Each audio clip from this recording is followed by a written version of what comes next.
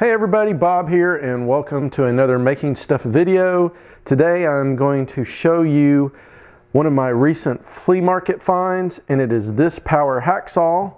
And if you're wondering what a power hacksaw is, it is what they used back before they had bandsaws to cut metal and like stock and round stock, square stock, things like that. And the way it works is you have a vise here. You'd put the piece that you'd want to cut in the vise, and you have just a regular hacksaw blade, and there's a lead weight here on the end and an electric motor and a little pulley here, and there's a chain here. And the way it works is this would turn this wheel and the hacksaw blade would oscillate back and forth, and this lead weight would put pressure on the piece and then it would cut through.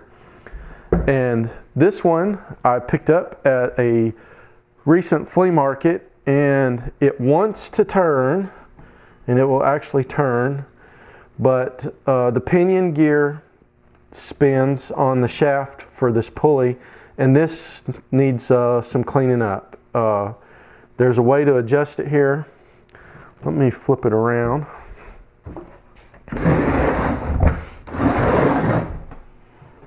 All right. So there's a way to adjust this here where it kind of works like adjusting valves on your car. And then here is the chain, and this right here, it wants to, it'll spin, but then it'll kind of loosen up there and then it won't go. So what I'm going to do is I'm going to take this apart and clean it up and lubricate everything, see if I can tighten that down. And the other thing is it's a little loose here, but I don't really see any way to adjust it, so I don't know if that matters. I think once you put your piece in there and this starts moving, it'll cut a groove in there and it'll just follow down just like through there. And if I can get it working, then I'll maybe do something better with it than just having it mounted on an old board. But I've already plugged in the motor here, and I know the motor works, so I'm going to see what else I can do with this. Okay, so I've got the hacksaw part taken off here, and it's pretty interesting. It had this little plate, these two plates that sat on here, and then this square bar went in this groove, and right here there was two little ball bearings, and I had to chase one of them across the shop because I didn't know they were there. And it came out when I took this apart. And the way you adjust this is you adjust how much tension is on that ball bearing with the screw part, and then when you get it set where you want, you lock it down with a nut. So that's just like anybody that's worked on an old car where you had to adjust the valves. It's the same principle. And then basically it just slides on that bar there, and I've cleaned the rust off of the bars. And right here, we'll zoom in, and you can see the wheel and the chain, and I've got that working pretty good there. It's freed it up, got the piston, or not the piston, the pinion gear. It's on there tight, so now I'm going to lubricate this a little better on that bar, put this back on there with a new blade, get me a belt on here, and we'll see how this thing works. Alright, so I've got this all put back together. I've got the bearing blocks, whatever these are called, all cleaned up and lubricated. I've got a new saw blade. I did a test cut on it. I've got the belt on there. I've lubricated this chain. Everything turns freely now. So I've got in it right now a 1-inch piece of round stock, and I'm going to turn the camera around here where you guys can get a better view of it. I'm going to turn this on, and we're going to see how well this cuts. Now I've got a good camera angle for you there, and you can see this is going to oscillate this back and forth. This is a 1-inch piece of round stock. We'll just do this, put a little lubricant on here, and then I'm going to turn this on and we'll see how well it cuts this 1-inch piece of aluminum.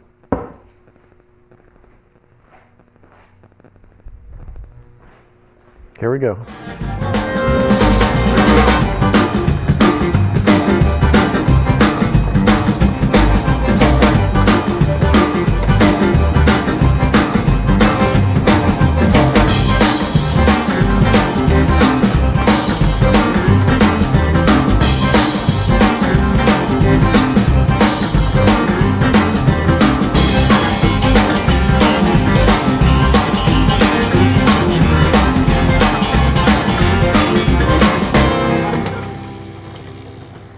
So here is the final product, and this is the piece that got cut off. There we go, focus. Now, this is the side that was facing out, and I cut that with a hacksaw by hand. And then this is the side that the power hacksaw cut, and it's much cleaner. And I don't know if this will show up on camera, but you can see it's a little bit thicker at the top than it is at the bottom, and that's from where I cut it by hand. Because this one is flat, it's square. Now here's the, there's the end that the hacksaw cut. And other than this little lip right here at the very bottom of the saw, I don't know if you can see that on camera, it's right there. Other than that, it's a pretty clean cut. I did put a square on it and it is slightly off a little bit. I think the vise and the blade aren't lined up. I don't know if there's any way to adjust it, but I'll mess with that. But I do want to point out one thing that will keep me from using this a lot, and I think it's just the cheap blade that I used. Let me zoom in here. All right, here's a good zoom in, and I will point this out. If you're going to use one of these machines, if you find one, if I'm going to use it, you can see here, there's teeth missing on the saw blade, and this is just a cheap saw blade. I don't think the aluminum did this. I put a piece of steel in here right off camera before I did the aluminum just to test it real quick to make sure that it worked. And I'm pretty sure the steel probably knocked most of those teeth out on this. But this saw blade on these things, it's a small saw blade. Let me zoom in here.